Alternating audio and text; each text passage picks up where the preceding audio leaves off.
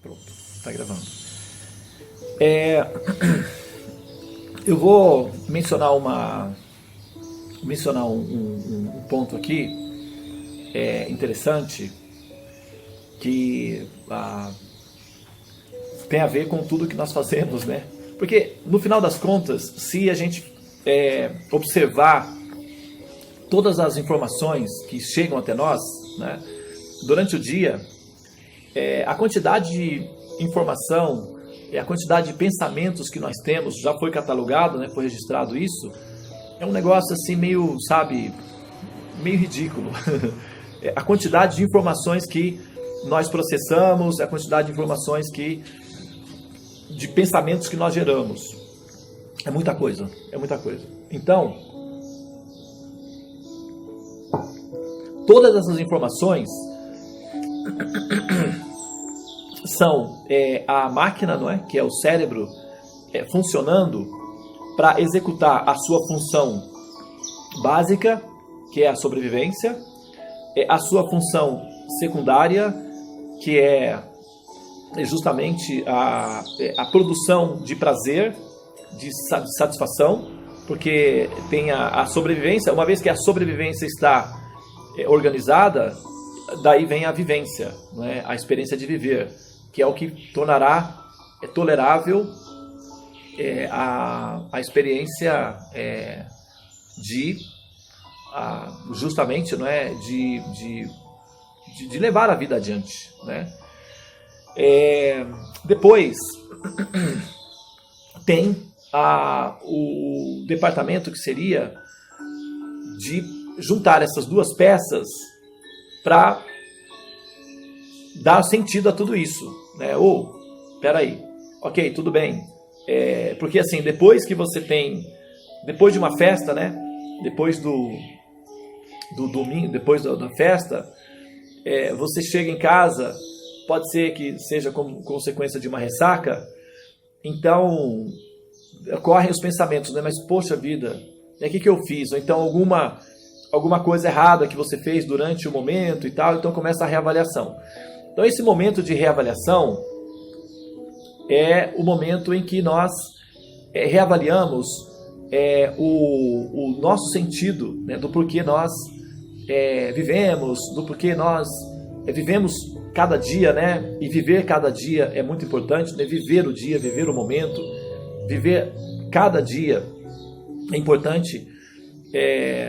Inclusive, se nós não conseguirmos esse efeito de viver cada momento, cada dia, assim, de forma pontual, de forma localizada, gera uma ansiedade muito grande, porque a pessoa começa a pensar lá na frente, né, no futuro. Isso dá muita angústia, porque o projeto de futuro é de longo prazo, e o dia, não é uma pecinha pequenininha que você tem que colocar, né, para chegar lá naquele futuro. Então dá impaciência, né? A pessoa fica impaciente, fica ansiosa, porque é apenas uma pecinha pequenininha. Vamos supor, você tem que juntar 10 mil reais para pagar a hipoteca da casa, para pagar, né, o terreno que você comprou, sei lá, o carro, alguma coisa assim. Mas aí você sai para trabalhar e você consegue juntar naquele dia 150 reais. E o projeto é 10 mil reais. Então, se a pessoa não tiver paciência e não for trabalhando dia após dia, cada dia, com a perseverança, a persistência, a determinação de que aquele volume vai ser alcançado, ela se desespera, né? Que a diferença entre 10 mil e 150 é muito acentuada. Então, a pessoa precisa de ter paciência e perseverança para continuar, né, insistindo até conseguir alcançar o objetivo que ela almeja, né? E da nossa relação com a existência também se dá da mesma forma, né?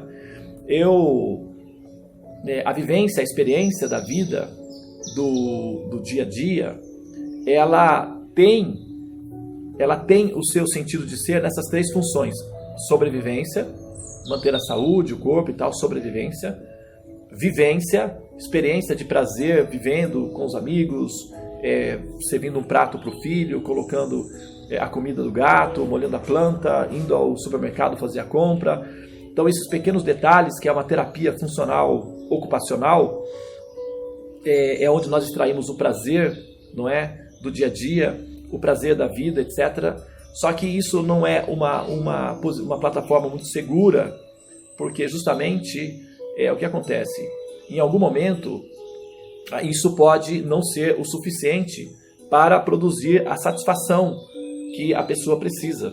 E acontece muitas vezes, assim, quando você vê relatos de pessoas que reclamam, né, não que reclamam, mas que descrevem os sintomas da depressão, por exemplo, é que ela passa a perder o prazer nas pequenas coisas que ela gostava, por exemplo, ir jogar tênis com os amigos lá, né, jogar xadrez, enfim, passear com o cachorro, dar banho no cachorro. Então esses pequenos detalhes, que é o que compõe a nossa vida no dia a dia, a nossa terapia ocupacional, numa situação de crise existencial, que basicamente a depressão é uma crise existencial, né? É uma crise existencial. E essa crise existencial, ela produz um complexo de hormônios no corpo, certo? O cérebro é uma farmácia, né? Na verdade é um laboratório. Então, a depender do tipo de comando que você coloca ali, se não houver nenhuma falha técnica no hardware, ou seja, se não houver nenhum problema técnico, físico, fisiológico no cérebro, então o problema certamente é de software, né? E aí é onde entra, se tem um problema técnico, aí tratamentos técnicos são necessários. Por exemplo, é muito comum a reposição do elemento ferro no corpo, né? A ausência do elemento ferro no corpo pode causar depressão, né? Então é uma questão técnica. Então você vai lá, toma suplementos alimentares. É muito comum que os remédios antidepressivos tenham essa reposição de ferro. É uma questão técnica. E aí, né, a pessoa fica bem. Alimentação também, na Ayurveda, nos tratamentos médicos ayurvédicos, a alimentação é fundamental justamente nos processos de tratamentos como depressão, são chamados os humores melancólicos, né? Então, basicamente é um sinônimo para a depressão.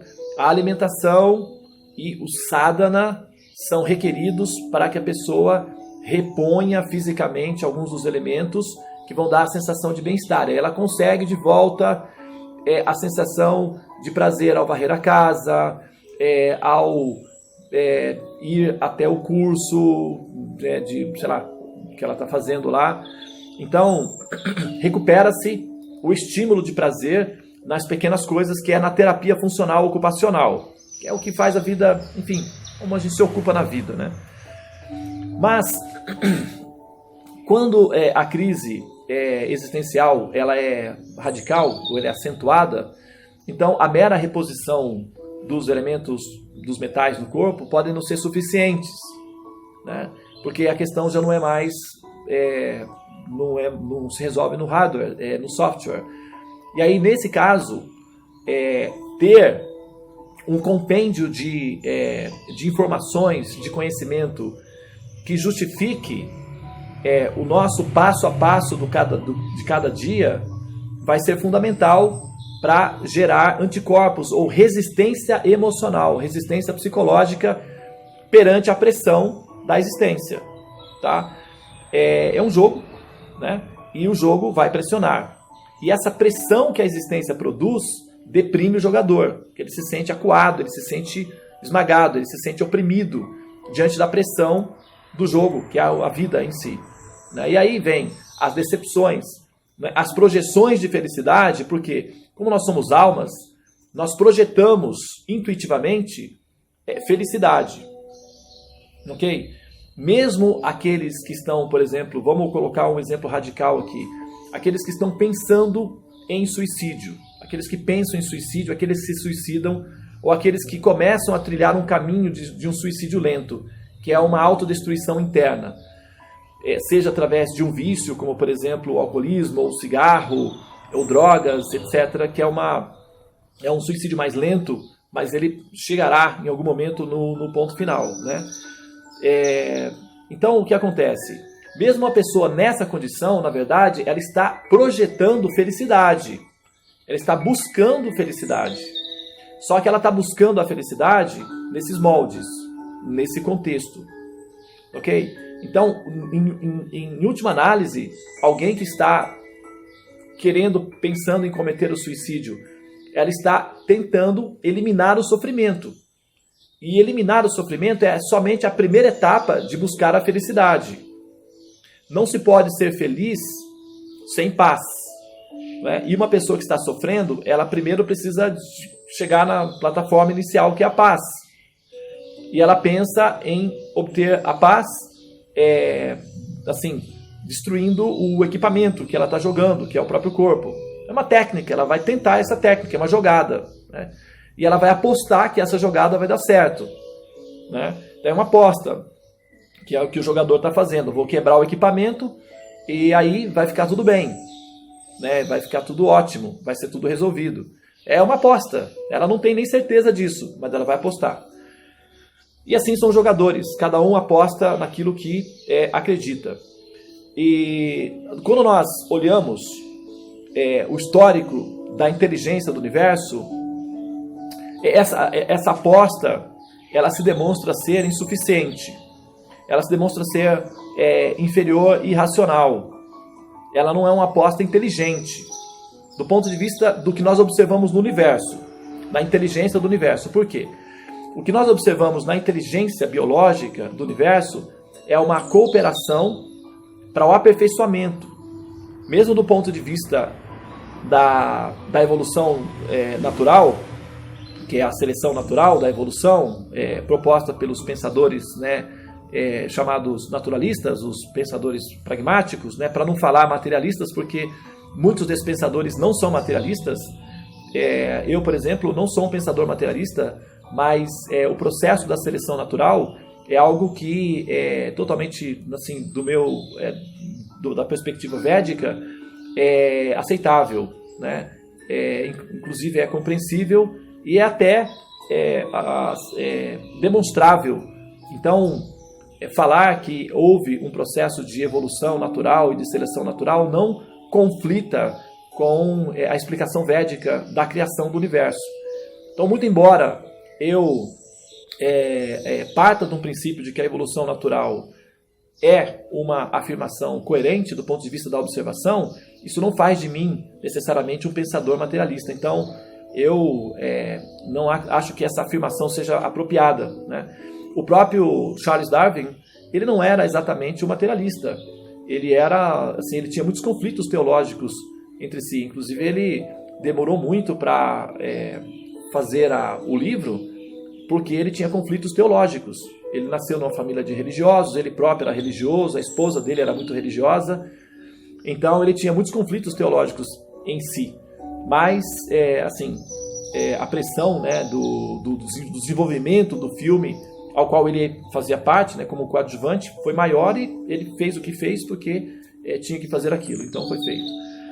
Mas, de um modo geral, o que a gente observa no processo da evolução, da seleção natural, as coisas elas vão se aperfeiçoando, elas vão tomando uma certa ordem e elas chegam ao seu limite máximo de perfeição, e depois elas voltam, não é? Elas se decompõem, elas se degradam para novamente retomar o ciclo de alcançar o ápice.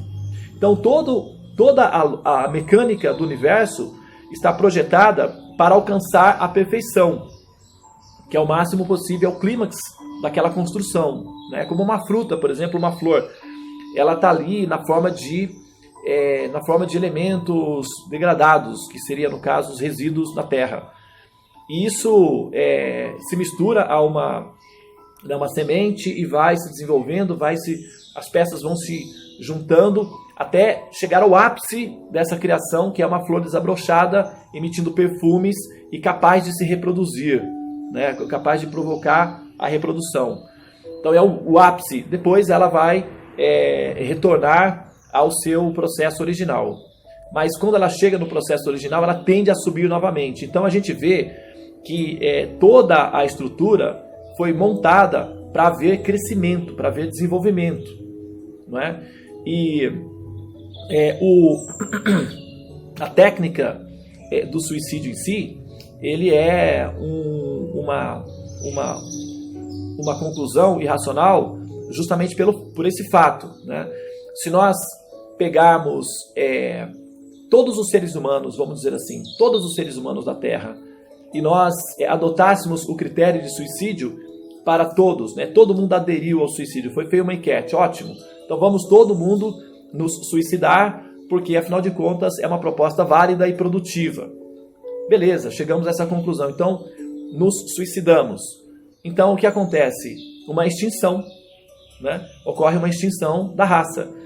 E a gente observa que o universo, as raças, né, as espécies, elas buscam a biologia, o impulso biológico natural busca preservar a espécie e não destruir a espécie. Ok? Então, o princípio de preservação é um princípio muito mais predominante que o princípio da destruição. Inclusive, se vocês observarem, é muito mais simples, é muito mais rápido o processo da decomposição que o processo da manutenção, né? Um corpo, uma fruta, precisa de, 2 ou 3 dias para, uma semana para apodrecer completamente. Mas, ao mesmo tempo, essa fruta, ela precisou de, talvez, alguns meses até chegar ao seu ápice. Então, o esforço que o universo, que a natureza faz para trabalhar em cima da perfeição é exponencialmente muito maior, proporcionalmente, que o esforço que ele precisa, que a natureza precisa, para decompor essa construção, né? Construir um prédio. Você precisa aí de meses de logística, engenharia para construir um prédio. E é preciso apenas de alguns minutos, talvez algumas horas, ou no máximo alguns dias, né, para colocar os dinamites nas posições corretas e tal, e implodir um prédio. Então, é muito mais o tempo, a dedicação, o exercício é muito mais evidente nos processos de construção do que nos processos de destruição. Então, a linha racional do universo demonstra que é muito mais racional, é muito mais biologicamente inteligente a manutenção do que a destruição. Então, o universo ele foi projetado para gerar intuitivamente o sentimento de crescimento, de manutenção, de produção, e não de em produção. Então, o jogo, né, da vida tem essa possibilidade de você implodir, de você destruir. Tem, está disponível. Mas não é o caminho, pela observação natural da inteligência, que é um caminho que está em harmonia com a inteligência biológica da própria natureza do universo, né? Então a gente vê que não é o caminho do ponto de vista racional, não precisa pensar assim metafisicamente, psicologicamente, espiritualmente, não precisa entrar nessas questões para definir que é uma jogada simples, inferior, menos inteligente, tá? É uma questão simples. Então, do ponto de vista biológico, não é racional, é contra-intuitivo, é contra-biológico, ok? Adubo é útil, é verdade, mas apenas adubo, o ambiente fica deselegante. Então a equação não é apenas uma equação, ela tem que ser elegante também, né? Então, uma equação deselegante não é uma equação completa.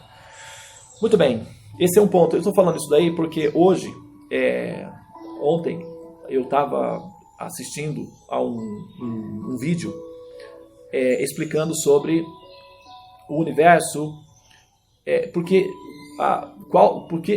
o universo, o conceito do universo surgir a partir do nada, né? Então, se começou uma discussão filosófica acerca do nada, né? O significado do nada, né? O que significa o nada do ponto de vista, porque são duas realidades, né? Uma realidade é o nada do ponto de vista filosófico, né? O que significa o nada do ponto de vista filosófico e o nada do ponto de vista físico. É possível ter um nada do ponto de vista físico, né, quando se fala que as coisas surgiram do nada, isso é comprovável empiricamente ou fisicamente? É possível uma demonstração física para o nada? O que seria, do ponto de vista físico, o elemento nada? Né? E a gente tem que lembrar que, do ponto de vista filosófico, o nada cabe dentro do tudo, mas o tudo não cabe dentro do nada. O nada ele pode ser absorvido pelo tudo, mas o tudo, né, não pode ser absorvido pelo nada, justamente porque não tem espaço. Né? O nada, então, é muito menor do que o tudo. Do ponto de vista metafísico, que é um paradoxo, mas o nada é bem menor do que o tudo. O tudo é bem mais completo. Então é mais racional, é mais inteligente entender que o tudo é superior ao nada, embora o nada seja uma proposta, ok? Então, quando a gente tem esse raciocínio, ou quando a gente tem essa mecânica metafísica fomentando dentro da nossa consciência e produzindo um estado emocional, isso gera um efeito final no como você sente a vida. Né? Aparentemente é uma coisa que não tem nada a ver, né? Um assunto tipo, isso não me interessa, eu não tenho interesse nesses assuntos. Mas será que esses assuntos, o fato de nós não nos interessarmos nesses assuntos, será que isso é o suficiente para nos mantermos à parte deles? Será que realmente procede essa posição? Por exemplo, eu não me interesso por política, eu não quero nem saber de política.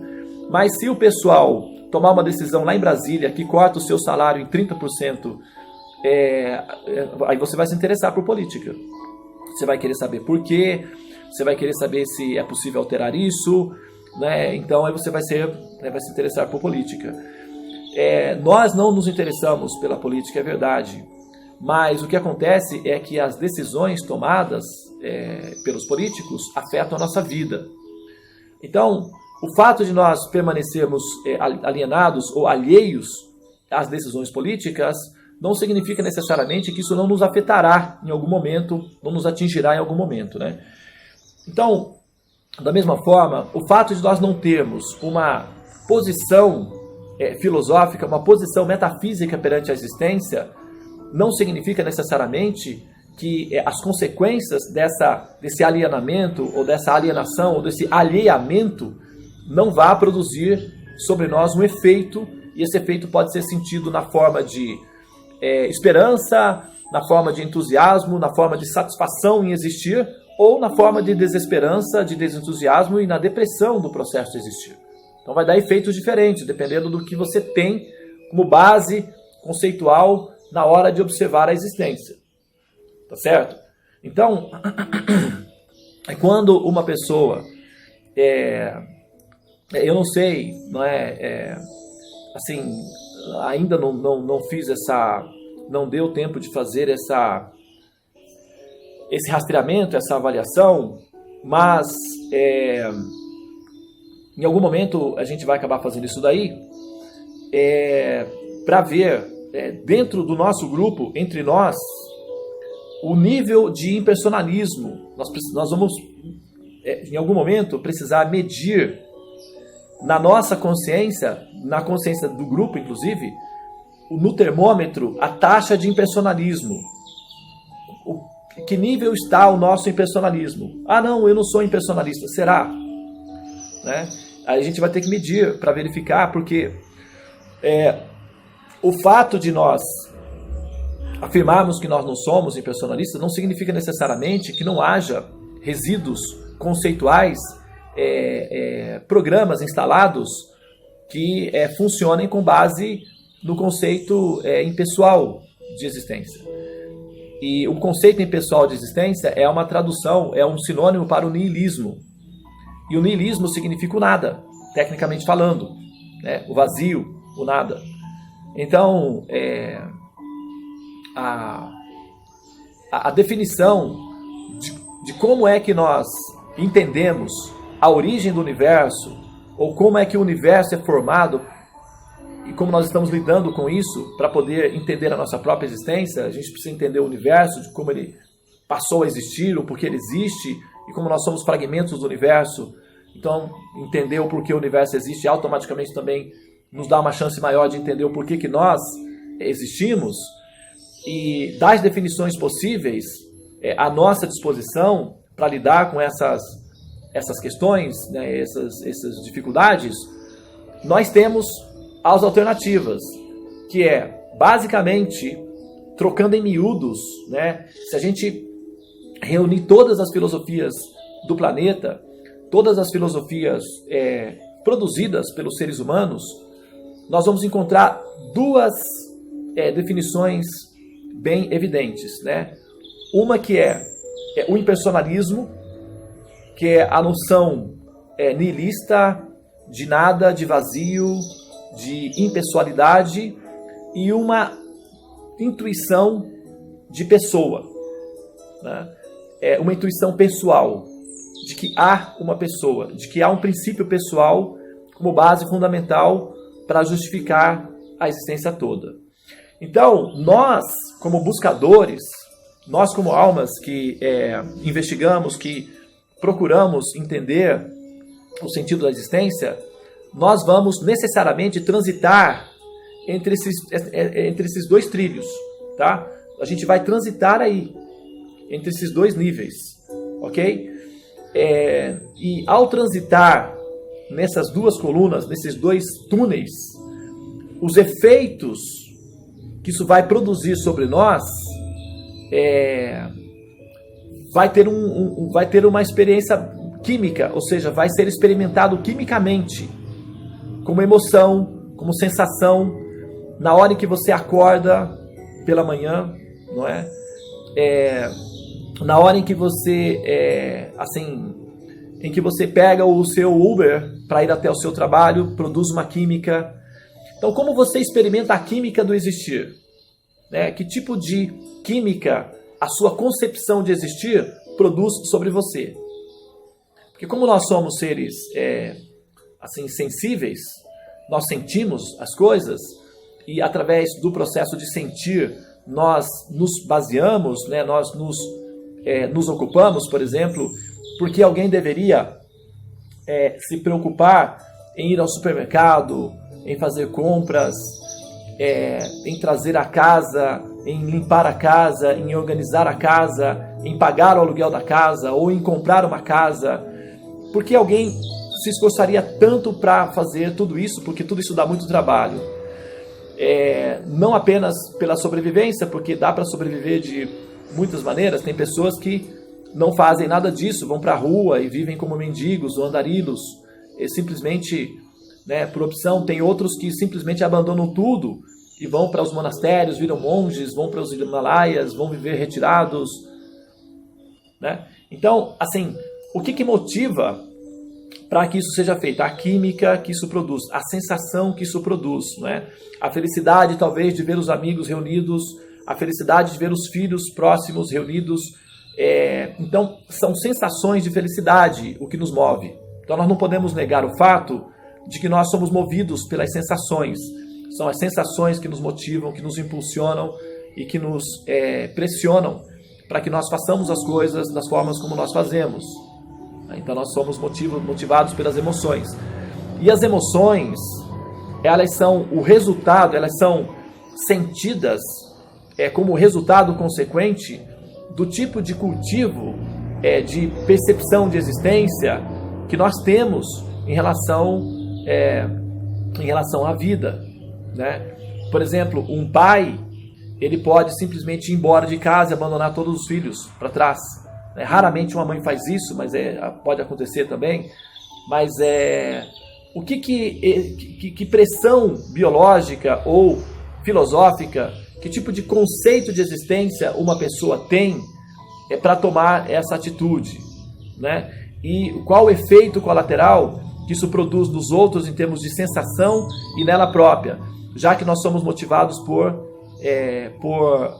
emoção, e a gente está sempre tentando orientar os demais para que tenham uma moralidade um comportamento moral que seja que produza o menos impacto de sofrimento possível nos demais ao redor. Ou seja, para que a pessoa tenha o mais empatia, o máximo de empatia possível, para que a convivência em grupo seja mais saudável para o grupo. Eu não sei se vocês acompanharam aí o caso de uma juíza, né, que foi assassinada na frente das 3 filhas, a facadas, né? Então, com um instrumento, né, assim, na frente das filhas. Entende? Isso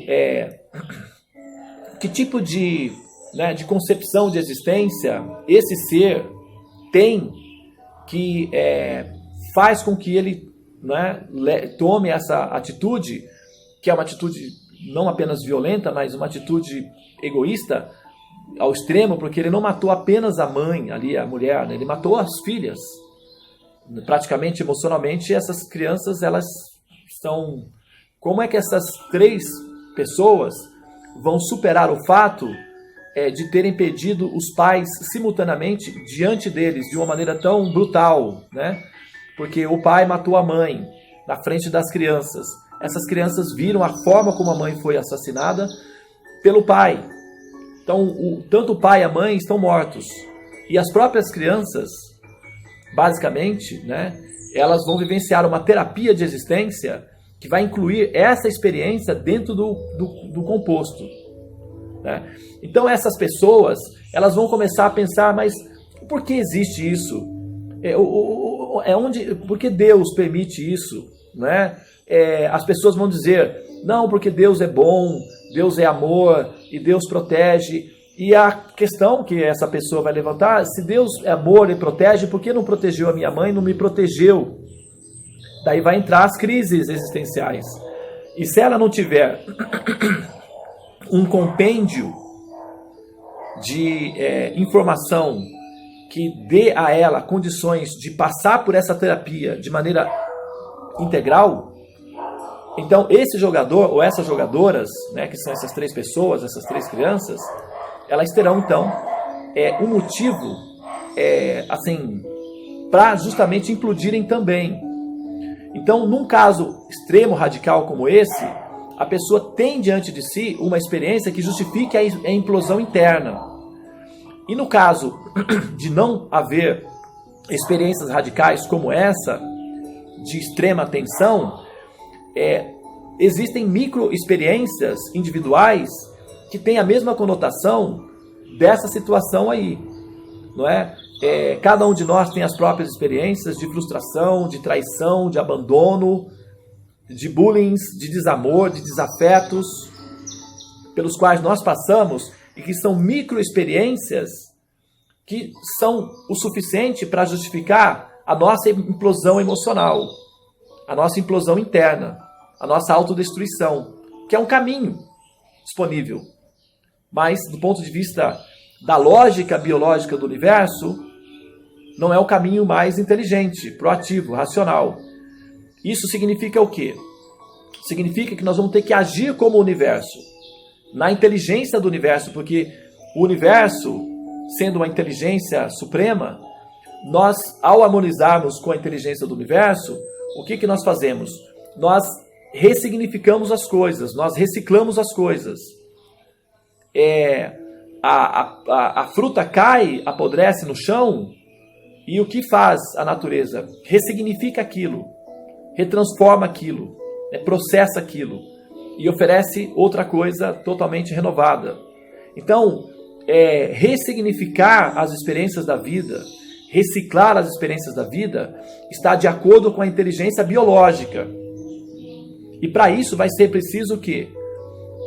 Um ato de boa vontade e de atitude perante essa experiência de vida, mas esse ato de boa vontade, de esforço pessoal, esse impulso de ir adiante e ressignificar os problemas da vida, ou os adubos, né, as frutas que se apodrecem na nossa experiência de existência, ressignificar isso vai depender muito, mas muito mesmo, do tipo de conceito que você tem acerca do absoluto, acerca de Deus, acredite, né? Então, a coisa começa lá na origem. Então, dependendo do que você tem de concepção acerca do absoluto, acerca de Deus, essa capacidade de ser inteligente biologicamente vai ser disponível ou não. Porque essa capacidade de ser biologicamente inteligente, ou seja, de acordo com a estrutura do universo, você terá que ressignificar constantemente a sua experiência de vida. Senão, nós seremos absorvidos necessariamente pela técnica inferior, que é a desistência. E desistência é um termo filosófico que os físicos encontraram para explicar o nada do ponto de vista da física. Por isso que eu estou fazendo esse paralelo entre a nossa experiência de existir e a conclusão dos físicos para o nada, já que eles estão tentando partir da explicação do universo de um princípio físico que eles chamam de nada. E o que eles chamam de nada, do ponto de vista da física, é muito engraçado, que é quando eles chegam à termodinâmica, que é a pressão do esfriamento absoluto do ponto original. Então, quando eles são convidados, né, a explicar essa termodinâmica, de onde é que vem essa energia para produzir esse calor absurdo original, eles chamam isso de desistência física, que é uma maneira interessante de dizer que nós não sabemos. Então, é uma desistência física, então eles desistem de explicar, quer dizer, e aí assumem a seguinte função filosófica: deixa de ser físico e assume uma posição metafísica, que é quando eles dizem que não é nada. E o que é esse nada? Esse nada é uma desistência. Isso é metafísico, isso não é físico. Mas chega um momento em que os físicos eles são pressionados a admitir metafísica para explicar a origem do universo.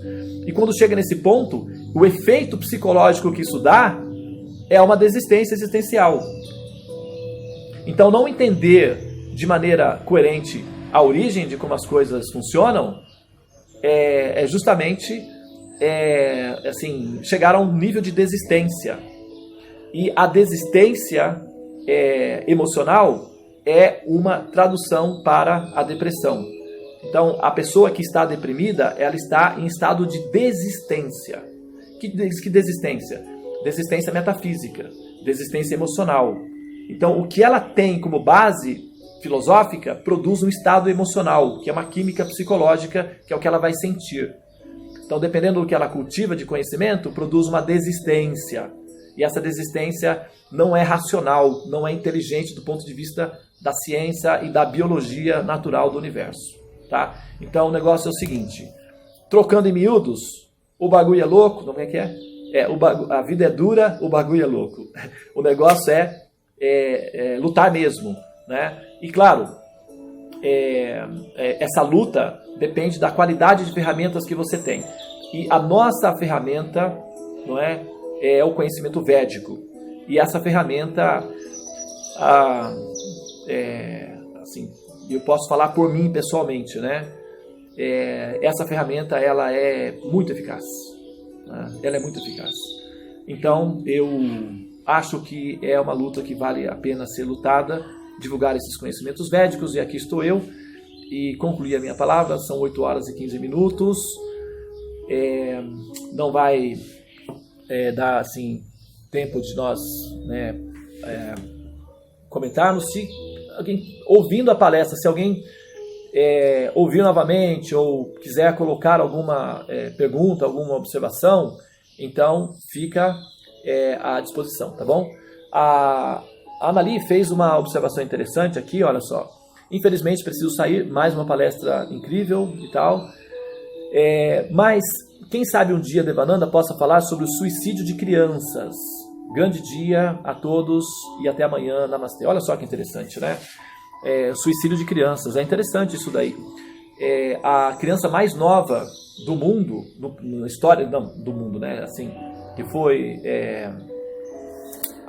registrado, a criança mais jovem, o ser humano mais jovem a cometer um suicídio foi uma criança de 9 anos de idade na Inglaterra. E recentemente nós tivemos uma criança de 10 anos de idade brasileira. que cometeu suicídio se enforcando dentro de um banheiro. Dá para conversar sobre esse assunto, sim. Não vou fazer isso hoje, mas é um tema interessante, tá bom? Muito bem, senhoras e senhores, Namastê, Hare Krishna, aproveitem o dia e a gente volta a se ver amanhã. Tá? Amanhã é quinta-feira, então nós vamos fazer o estudo da série, o Atmakaraka, às 5 da manhã. Namastê.